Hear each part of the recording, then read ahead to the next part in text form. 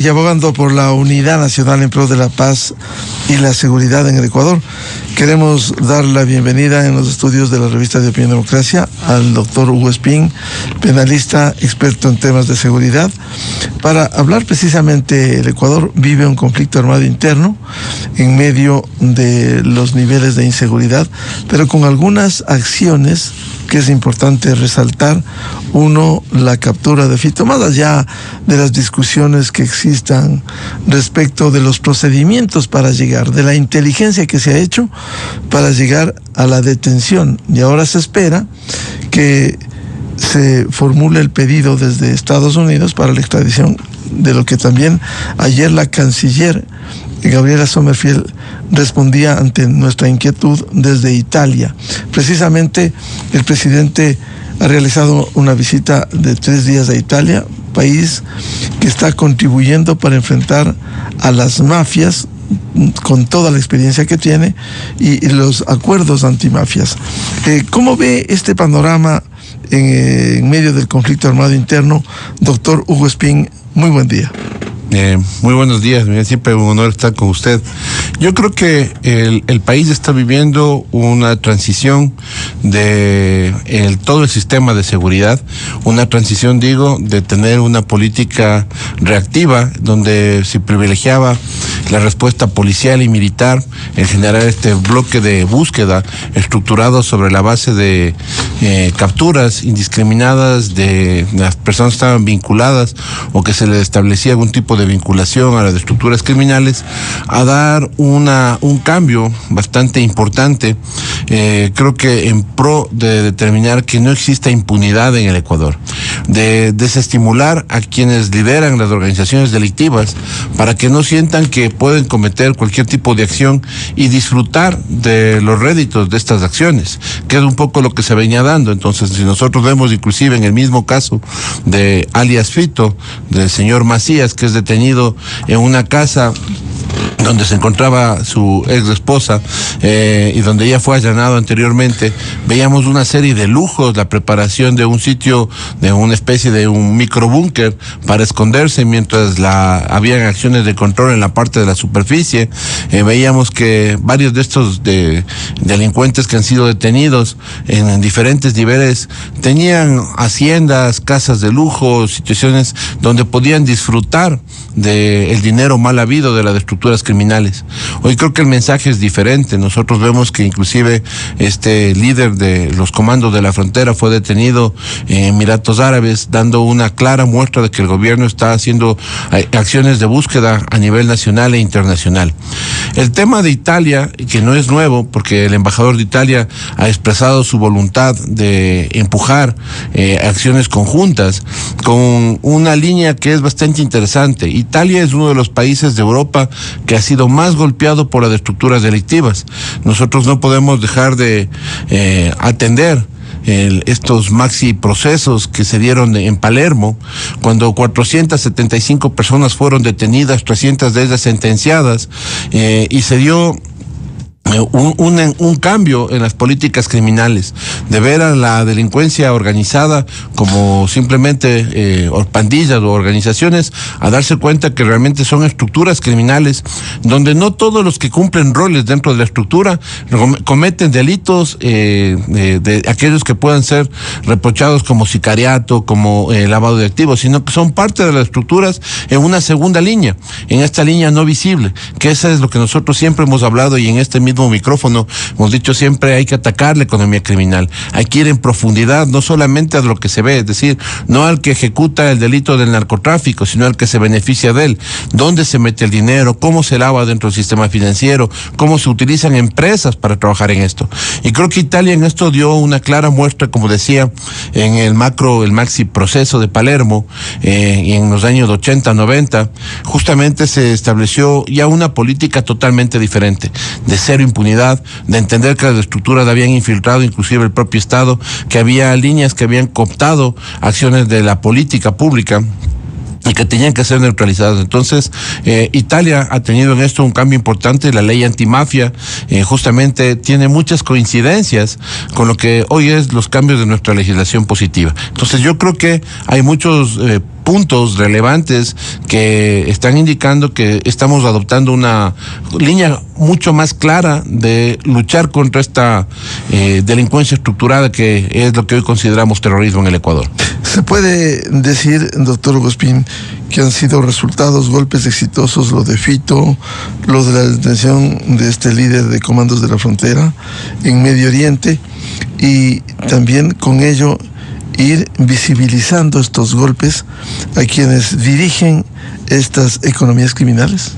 Yo creo que sí, más allá del tema de las discusiones mediáticas de si los ministros se tomaron la foto con Fito y esto es bueno o malo, si demuestra que existe un gobierno de propaganda como se ha criticado, o si es que tenemos nosotros una situación más bien más puntual donde, como dijo el ministro del Interior, el ministro Reinberg, decía justamente que esto fue una operación de tanto de las fuerzas militares como policiales del bloque de búsqueda, de este bloque de seguridad que de alguna manera, no solamente que dice, sino que se está evidenciando que ya no son golpes o palazos de ciego, sino que hay blancos de alto perfil debidamente estructurados, blancos de mediano perfil, pero también se está golpeando algo que es importante relevar. La Policía Nacional está golpeando también microestructuras criminales que se dedican, por ejemplo, al robo de accesorios de vehículos. Hoy en la mañana veía una noticia en que el día de ayer justamente fueron allanados varios locales donde se hacía receptación de objetos robados, donde se desmantelaban vehículos, que ese también es el delito que afecta a la seguridad del ciudadano de pie. O sea, nosotros todos los días estamos expuestos a que nos roben los celulares, que nos roben los vehículos, que desmantelen los vehículos que quedan parqueados, que ingresen a los domicilios, y estos también están siendo combatidos ya de una manera mucho más recurrente, es decir, se ve ya mucho más claro una acción de más determinante por parte del gobierno para garantizar la seguridad pública. ¿Cómo puede Italia fortalecer esto que ha venido ayudando con toda la experiencia que tiene en el combate a las mafias? Bueno, Italia, a raíz de lo que fueron varios eventos que creo que son importantes relevar, ¿no? El primero de ellos fue el reconocimiento de la existencia de la famosa Cosa Nostra, ¿sí? de la mafia italiana, y lo que se hizo fue entender que no era un tema de simplemente de un grupo de delincuentes o de una pequeña pandilla, digamos así, sino que se veía una mega estructura criminal donde la existencia de roles era muy claro, lo que nosotros conocemos aquí en el Ecuador como delincuencia organizada. El delito de delincuencia organizada y de asociación ilícita no son nuevos en el Ecuador. La ley antimafia en Italia lo que hizo fue establecer penas de hasta 26 años por el simple hecho de pertenecer a la estructura. Entonces, como decía al principio de esta entrevista, no era solamente el tema de una persona que cometía un delito como sicariato, que manejaba las finanzas de la estructura criminal, sino que a lo mejor era quien levantaba la información dentro del gobierno para que no se den los allanamientos, que no se den las acciones en contra de estas organizaciones delictivas. También es vinculado ya de forma directa, ya por un delito autónomo, y es sentenciado como delito autónomo el hecho de pertenecer a la estructura criminal. Y esto es un tema que generó el cero impunidad y que generó también un cambio sobre el cómo atacar a las organizaciones delictivas. Nosotros ya tenemos esta figura y estamos empezando a explotarla. De igual manera, en las elecciones después del caso Falcone Borsellino, en la que mataron a 2 jueces, usted recordará, fue un hecho escandaloso en Italia, los 2 jueces antimafia que se llamaban aquí, equivalentes a nuestros jueces de anticorrupción. Estos jueces que tuvieron una acción preponderante en el caso de Palermo, justamente después de que fueron asesinados con artefactos explosivos y con ellos su escolta y familiares, se generó un cambio radical en el sistema de protección y cómo se debía manejar a los jueces de antimafia. Aquí hay una discusión clara sobre qué es lo que se va a hacer, primero para depurar el sistema judicial, es decir, que nosotros tengamos plena confianza en los fiscales y jueces de antimafia, o como se llama aquí, anticorrupción. Ese es un sistema y una línea que nosotros tenemos que tener claro. En Italia lo que se generó es un absoluto respeto y confianza a las decisiones de jueces que tenían una probidad más allá de cualquier concepto orgánico del resto de la función judicial. Es decir, jueces que tenían que aprobar, al igual que lo hace la policía, pruebas de integridad, jueces que tenían que tener una capacitación permanente en el manejo de las estructuras mafiosas, entender la lógica de las operaciones policiales, tener una coordinación directa. Y yo creo que Esa es una pauta importante de estos acuerdos con Italia, la capacitación de jueces, fiscales y de los miembros de la Policía Nacional en las estructuras y de las fuerzas militares también en el Ecuador, que coadyuvan al tema de la seguridad en contra de la mafia, justamente una capacitación especializada para entender cómo funcionan estas estructuras criminales. No es lo mismo hablar de una asociación ilícita o de una delincuencia organizada para cometer un delito de asalto a bancos, por ejemplo, ¿sí?, que cuando se habla de estructuras de narcoterrorismo,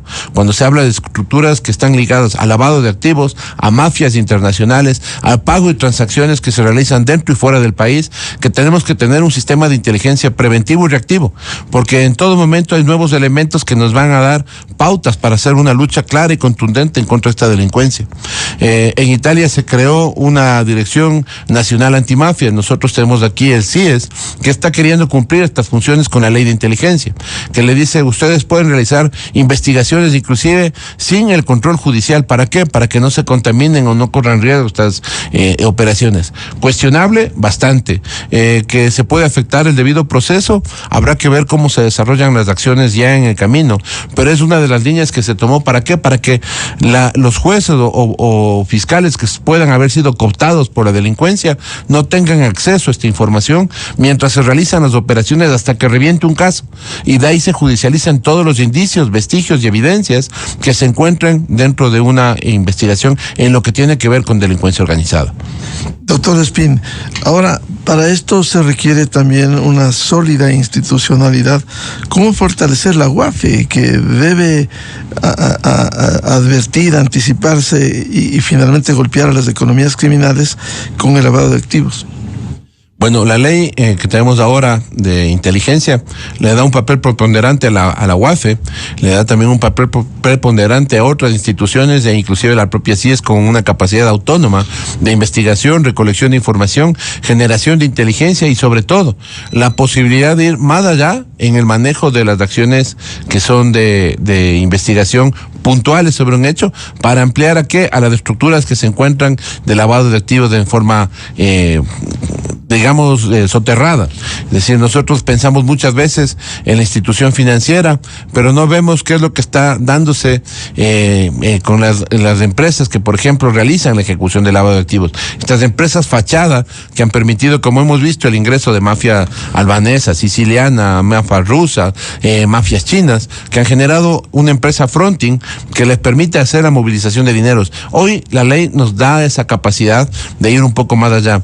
Un tema que también es sumamente importante es que nosotros tenemos ya la figura de colaboración eficaz, o de buscar que las personas que forman parte de estas estructuras criminales de alguna manera se beneficien reduciendo una pena, no generando inimputabilidad, no generando en esto una patente de corso donde no puedan ser topados, sino lo contrario, reconocer que fueron parte de una estructura criminal, tener una pena reducida, pero ayudar a encontrar a toda la estructura criminal, porque esa es la figura de la cooperación eficaz, y es un poco lo que se rescata de la ley antimafia italiana. Igualmente, fortalecer el sistema de protección de víctimas y testigos, de reubicación de quienes realizan una colaboración o que han sido víctimas de estas estructuras criminales, para que el Estado garantice su integridad física. Pero también un tema que es importante, como se releva también en la ley de inteligencia, es la seguridad de los agentes que realizan la investigación. Esta protección inclusive de su identidad, más allá de simplemente tener que, como hemos visto hasta el día de hoy en el Ecuador, hasta antes de esta ley de inteligencia, nosotros teníamos que verle al policía mostrando su cara, su nombre, ¿sí?, en las entrevistas, mientras que el delincuente salía tapado y protegido su nombre. Dos situaciones que tienen que ser realmente transformadas.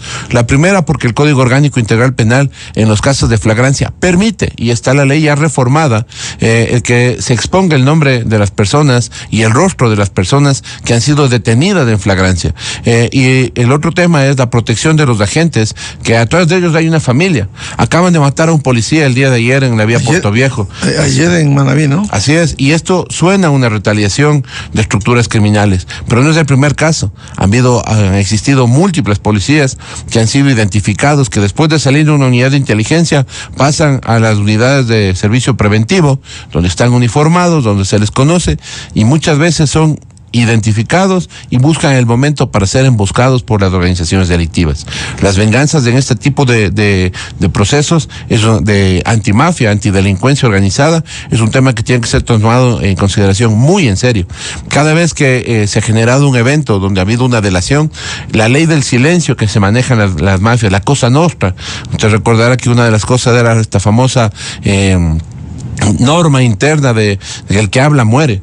Sí, entonces, esto generó este pánico de no ir en contra de las organizaciones delictivas, de no denunciar aún estando procesado, mantener el silencio con quienes han sido parte del liderazgo de la cadena, porque de alguna manera decía, tú estás preso, pero yo protejo a tu familia. Ese era el mensaje de las mafias en Italia, y yo creo que en el Ecuador también, y las mafias políticas han dado muestras de eso. Tú estás preso, pero mientras no hables, nadie topa a tu familia, tú vas a seguir teniendo los mejores abogados, vamos a seguir financiando todas las estructuras de defensa, mientras no hables, porque el rato que hables pierdes todo, hasta tu vida. ¿Eso es parte de la narcopolítica que también se ha vinculado con estos sectores criminales? Sí, de hecho esta narcopolítica es lo que decía, que es lo primero que tiene que hacer el gobierno ahora, es hacer una depuración puertas adentro de los sistemas de seguridad. No nos olvidemos que cuando murieron 11 soldados en el sector del Alto Punino, pocos días después fue el propio ejército quien dijo que la información que permitió que se dé esta emboscada salió de sus propias filas, y realizaron la detención de un oficial nuevo de las Fuerzas Armadas, pero se produjo una duda más allá de lo razonable de que existía cooptación dentro de las filas de las Fuerzas Armadas. Lo propio sucedido en la Policía Nacional. Yo creo que aquí tienen un papel preponderante las entidades de control interno de Policía Nacional y Fuerzas Armadas, la Inspectoría General de la Policía y las entidades como igualmente las inspectorías dentro del Comando Conjunto de las Fuerzas Armadas tienen que empezar a dar cuentas de todo lo que está pasando puertas adentro, generar una confianza absoluta de que quien está uniformado y del lado del Estado lo está haciendo para defender a los ciudadanos, no intereses protervos y mucho menos que sea parte de una estructura criminal.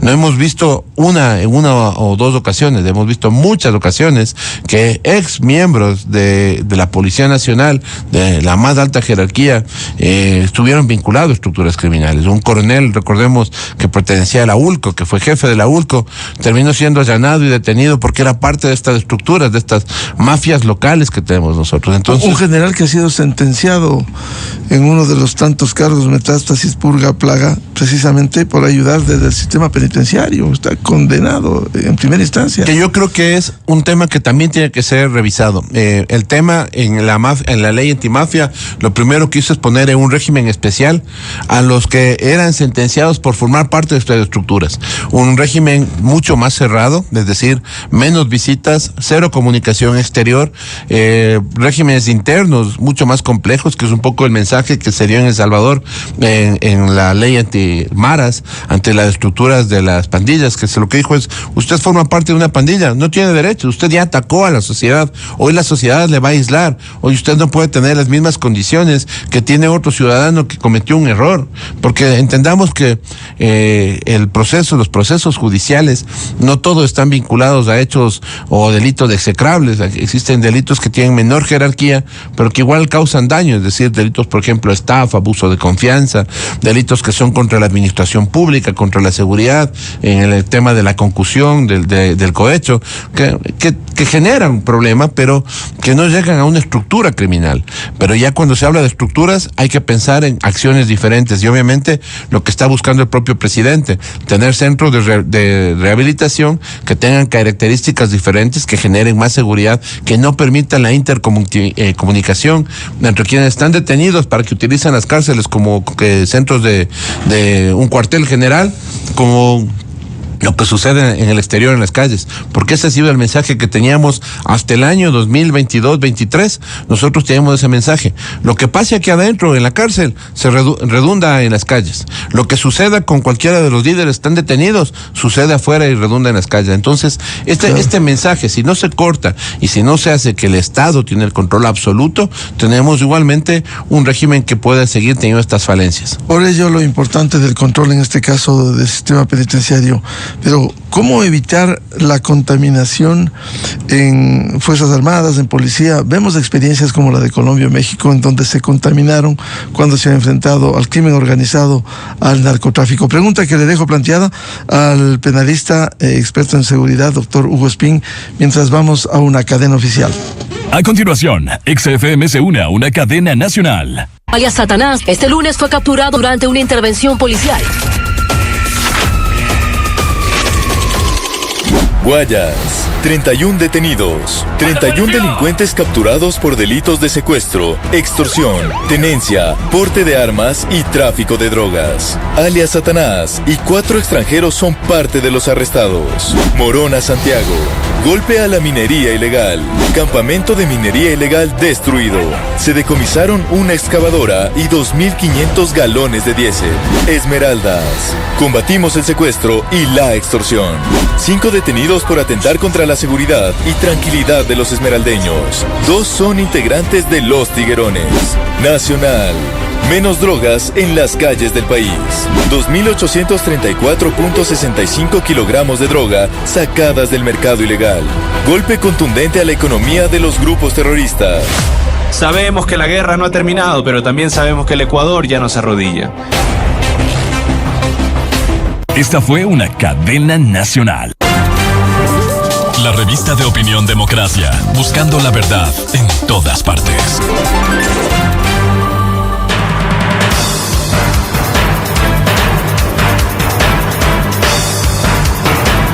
7:02 minutos en el territorio continental ecuatoriano, buscando la verdad y abogando por la unidad nacional en pro de la paz y la seguridad en el Ecuador. Reanudamos el diálogo con el doctor Hugo Espín, penalista experto en temas de seguridad. Le decía una pregunta que quedó planteada: ¿cómo evitar la contaminación en instituciones que vienen dando resultados, evidentemente Fuerzas Armadas y Policía, en medio de este combate al narcotráfico, al crimen organizado transnacional y a la narcopolítica? Bueno, vamos un poco más allá. No solamente es policía y fuerzas armadas, son fiscales y jueces. No. ¿Sí? Y nosotros hemos visto que en el caso Purga, en el caso Metástasis, en el caso Pantalla, se contaminaron los jueces y respondían a las estructuras criminales de la política. Entonces, la contaminación del Estado y de las instituciones del Estado implica la necesidad de una valoración mucho más acuciosa por parte del propio Estado. Aquí, lamentablemente, tiene que haber una acción, ¿sí?, de control interno sobre precisamente el incremento patrimonial injustificado, sobre la utilización o beneficios sobre bienes de terceros, que eso pasa mucho en temas inclusive de donde se ve que... ¿Usan testaferros? Sí, donde usted ve, por ejemplo, que policías de baja graduación tienen vehículos de alta gama. Entonces, ¿cómo? ¿De dónde? ¿Por qué? Es que me prestaron, es de un amigo. Perfecto. Entonces, ahí tiene que activarse los sistemas de control. Para eso es la inspectoría. Para eso son las entidades de asuntos internos. No para, como se ha manejado hasta el día de hoy. Nosotros veíamos que solo se ven las inconductas de orden administrativa. Entonces, nosotros tenemos que ir un poco más allá. La Policía Nacional, a través de la Inspectoría General, tiene la posibilidad de establecer un sistema de contrainteligencia interno que le permite hacer una valoración de sus miembros de manera permanente. Y esto tiene que ampliarse a todos los grados, a todas las condiciones, y establecer, evidentemente, acciones de control sobre los propios comandos, porque en todos los cuarteles, y en esto sí creo que puedo decir con un poco de conocimiento de proximidad, de causa, en los propios cuarteles se sabe quién tiene una situación anómala, una situación diferente. En los propios cuarteles se conocen ciertas vinculaciones, donde vemos a policías llenos de joyas, de tatuajes y vinculación a ciertas estructuras. Entonces, hay como una alerta. Aquí lo que hay que hacer es una depuración donde sea cero impunidad, como en algún momento, como usted mencionaba, Miguel, el tema de Rosso Serrano en Colombia, que daba pautas de que cualquiera que esté vinculado tiene que ser separado de la institución. El mensaje tiene que ser contundente: no hay impunidad. Ese cero impunidad que tantas veces se dice, que tanto se propone y que se promulga acciones en contra de la impunidad, tiene que ser una acción efectiva. La Contraloría General del Estado tiene alertas permanentes, tiene que actuarse ya de forma judicial, es decir, ir de la mano los autocontroles, pero también los controles de las otras instituciones instituciones de forma externa. Este es un poco de transparentando lo interno, también transparente lo que las otras instituciones realizan, y le permite a la policía ir en contra de otras instituciones, como por ejemplo los ministerios en las adjudicaciones, que ha sido otro de los focos de corrupción en el país, de los sistemas de adjudicación de los contratos públicos. No nos olvidemos que el famoso caso de Reconstrucción decía, en un día 600 contratos, ¿sí? Muchos de ellos no necesarios. Pero cuando hablamos de esto, nosotros decimos que el sistema de contratación pública tiene que ser observado. Y hoy el presidente lo está haciendo. El presidente ha dicho que está iniciando acciones de depuración y de fiscalización y de rendición de cuentas posteriores del sistema de contratación pública. Entonces, son acciones que ya van dando muestras de que ya no pueden ser palazos de ciego. Yo siempre critiqué el famoso Plan Fénix, porque nunca se entendió qué mismo querían hacer o hacia dónde va. Hoy creo que hay una lógica diferente. Hoy nosotros vemos una estructura muy similar a lo que fue la ley antimafia en Italia. Y con resultados. Sí, y con resultados que además están a la vista, ¿no? Es decir, se detiene a una persona en Emiratos Árabes, de un blanco de alto perfil en el Ecuador. Se destruye todo el sistema de campamentos mineros en forma simultánea, que era una de las líneas de alimentación económica de estos grupos de disidencias de las fronteras, donde ingresaba la droga, por donde ingresa las drogas, por estas fronteras verdes. Vemos igualmente que líderes de las estructuras criminales más relevantes, choneros, de los Latin Kings, de estas organizaciones que fueron calificadas como terroristas, empiezan a ser detenidos en cualquier lugar y además extraditados. Empiezan a ser puestos a disposición de estructuras judiciales, no en el Ecuador, fuera del país, donde no tienen control absoluto de qué es lo que va a suceder con ellos al interior. Y es un mensaje diferente. Y además, y creo que también importante, las intervenciones se dan en operaciones financieras sospechosas, en movimientos económicos internacionales, en buscar la trazabilidad de los movimientos económicos, y un tema que nos ha generado mucha inseguridad, la trazabilidad de armas, municiones y explosivos que llegan al Ecuador. Estos acuerdos de cooperación internacional abren una puerta directa para que se pueda establecer la trazabilidad, es decir, ¿de dónde vienen estas armas? ¿Dónde fueron compradas o robadas? ¿Y cómo llegaron al Ecuador? Porque ahí se van a cortar las líneas de abastecimiento. Ese es el eje para mí fundamental para desestructurar a esta delincuencia que se ha puesto a la par de las fuerzas del orden. Nosotros decíamos ahí, en los allanamientos vemos que van el mismo tipo de armamento que tienen nuestras fuerzas especiales, era detenido con los delincuentes que estaban controlando sectores de la ciudadanía en Guayaquil, en Esmeraldas, Tiguerones, estos lagartos que aparecían con fusiles de francotiradores, con armas, con explosivos, armas de asalto, con explosivos, con munición que tiene características especiales. Entonces, de pronto hoy hay ya la posibilidad de que con esta interagencialidad policial, a través de organismos como Interpol, Europol, ¿sí?, ya se empieza a buscar trazabilidad sobre cierto tipo de armas, municiones, pero también sobre las cadenas logísticas para romperlas, que eso es fundamental. Doctor Hugo Espín, usted decía no solo el control, la depuración en instituciones como Fuerzas Armadas, Policía, la justicia y agentes fiscales. Muchos de ellos, como usted señalaba, están presos con sentencia, con la confesión de parte de ellos de que han colaborado con la delincuencia organizada. ¿Cómo hacer una depuración total en la justicia para evitar que mientras hay éxito en las tareas del bloque de seguridad de Fuerzas Armadas de Policía, no se diluyan en menos de 24 horas con la acción de un juez corrupto? Bueno, nosotros hemos tenido algunos temas, como por ejemplo las medidas sustitutivas se dieron o se establecen en muchos de los casos de forma recurrente, porque no existe la comisión del mismo delito específico, como dice el artículo 57, si no me falla la memoria, del Código Orgánico Integral Penal, que tiene que haber esta recurrencia específica para que no se le pueda dar medidas sustitutivas. Hoy creo que ya se ha estado abordando el problema en una reforma legal en este sentido, para que no se dé medidas sustitutivas de quien haya cometido, así esté en fase, pese a que hay la presunción de inocencia, pero ya esté en fase de investigación de otro delito dentro del catálogo penal. Entonces, si ya tengo una persona que cometió un delito de porte de armas, ya no le puedo dar medidas sustitutivas y después es detenido por una tentativa de asesinato. Entonces, ya un elemento con el otro neutraliza la posibilidad de un beneficio que es defenderse en libertad.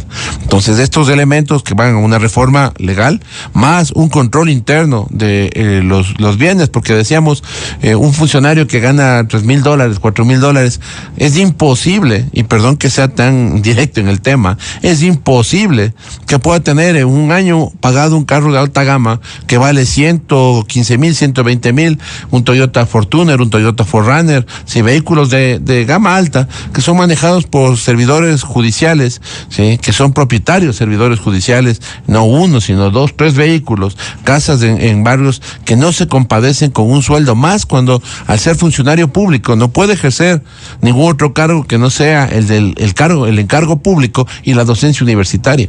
Sí, y si hay empresas o otros elementos que pueden de alguna manera abonar para que esta posición boyante de jueces fiscales se pueda dar trazabilidad, tiene una lógica, pero si no, tiene que ser identificado y perseguido por un enriquecimiento privado injustificado, perseguidos por lavado de activos, por testaferrismo, por la vinculación, por el hecho, como decía en la ley antimafia italiana, por el simple hecho de pertenecer a una estructura criminal, como un delito autónomo, de tal manera que uno cuando esté actuando y tenga la tentación de vincularse a una estructura criminal, sepa que la pena es enorme, sepa que la acción judicial va a darse y que la posibilidad de evadir al sistema judicial es mínima. Entonces ahí desestimulamos a que se vaya creciendo esta delincuencia que se ha enquistado en diferentes niveles, ¿no? Además, se ha dado inclusive en el país un cierto grado de tolerancia ante eventos y situaciones diciendo, estos pertenecen a una estructura delictiva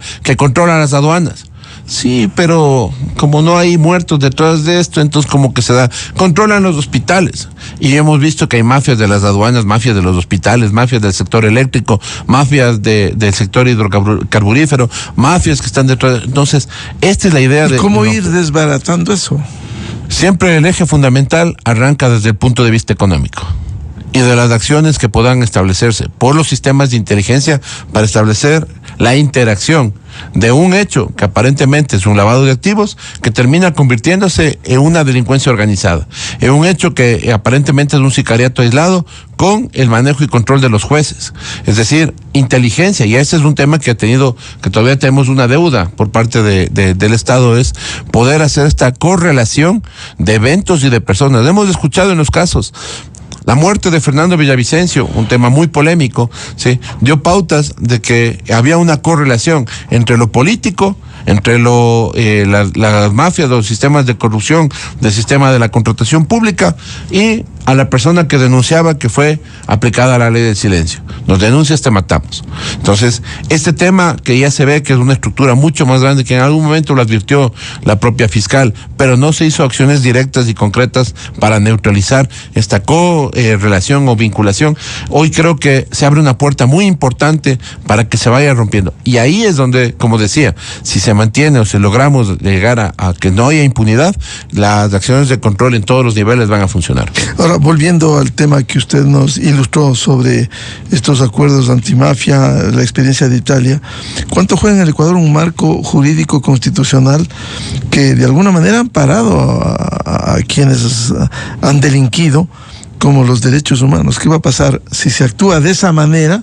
Si se procesa, si se ataca a las economías criminales y se exhiben aquí la defensa de los derechos humanos. Tenemos una constitución de derechos y no constitución de un Estado de derecho, y vemos que a veces la Comisión Interamericana de los Derechos Humanos emite sus dictámenes, apela a la Corte Interamericana de los Derechos Humanos. ¿Cómo enfrentar este tema? ¿Qué hicieron los italianos, por ejemplo, en eso? A ver, varias cosas interesantes. La primera es, los derechos humanos están bien y siempre van a estar bien. No podemos irnos en contra de un derecho fundamental, derecho a la vida, a la integridad física, a un juicio justo, a un debido proceso. Jamás podríamos estar en contra de esto. Si no, no viviríamos en una sociedad de derechos o una sociedad de derecho. sino una anarquía social donde se impone el más fuerte.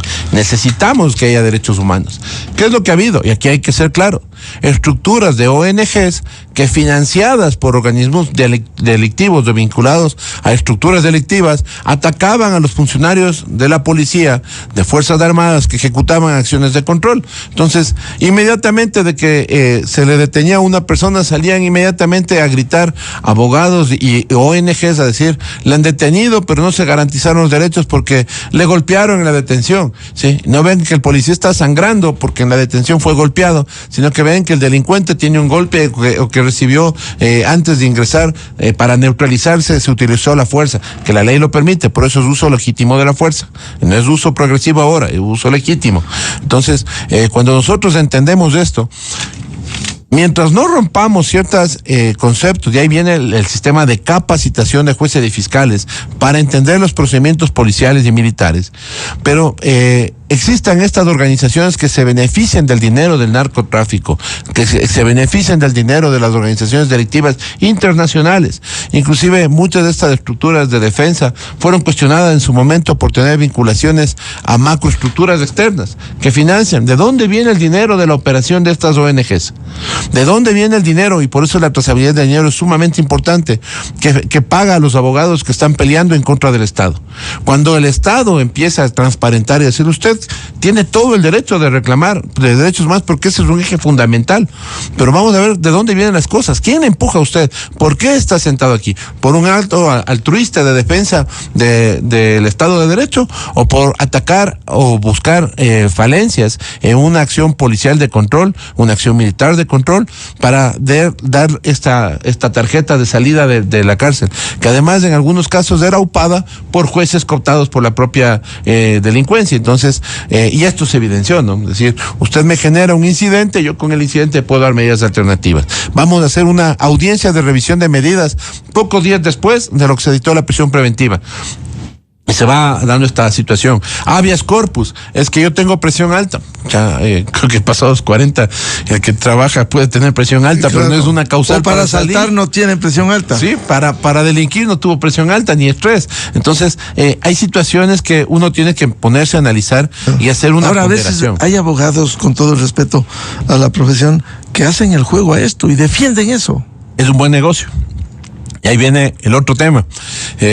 Nosotros vemos que si se hace un buen control sobre las economías de todos, no solamente de abogados, sino las economías paralelas, ¿sí? Si es que se puede hacer un buen control, hay trazabilidad.